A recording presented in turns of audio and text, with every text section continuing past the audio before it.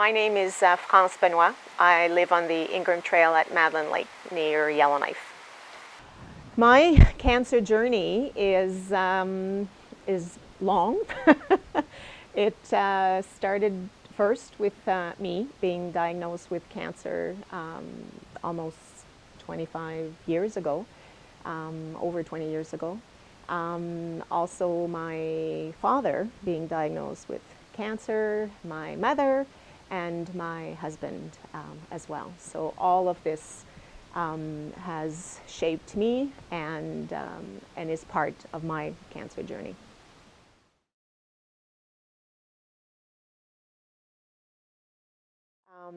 My initial reaction to the diagnosis was to contact everybody I knew, literally. I sat down in bed with my address book, the old days of address books, and just called everybody to say, I was diagnosed with cancer, have to have some surgery in 2 weeks, think of me.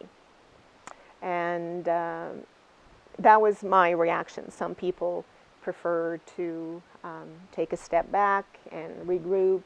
For me, it was the opposite. And it was just my experience and the way that I felt comfortable with. My own husband died of cancer less than not even 2 years ago. And it happened so fast and there was so little time. So literally from the day he was diagnosed until the day he died was a month and 1 day. And we knew right away as well that it was a matter of days or weeks. It was, despite it all, a beautiful experience in the sense that there was love everywhere. And it freed myself and Doug to be able for him to do what he wanted to do in the last month of his life, which was to inspire and educate and share his passion for the environment. And that's what he did. And so every day he would hold court in bed, and people from all walks of life and all ages would come to the house. So my role was to facilitate that. I knew there were people he wanted to see, and Doug would just say something and I would make it happen. And I was free to make it happen because all of these other things in our lives were taken care of.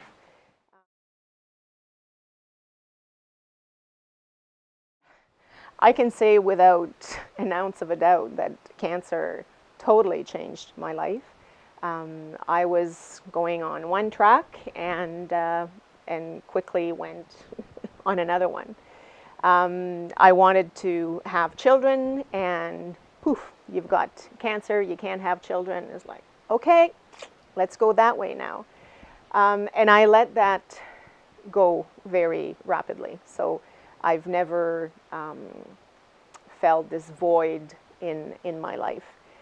The main, I would say, consequence of the being diagnosed was to come to realize the fragility and how vulnerable our life is. And so I cherish every moment of life. Another major consequence has been this inspiration to fight, to become an activist for the environment. And I see that as a direct correlation with the cancer. So I want to make sure we have good quality water, air.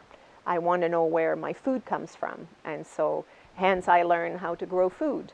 There are opportunities and with a cancer diagnosis. I'm doing things now that I just never thought I would do. And so it has opened new windows into a new world, literally.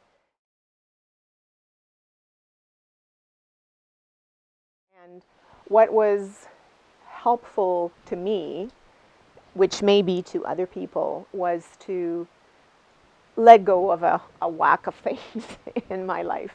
And we started doing that many, many years ago.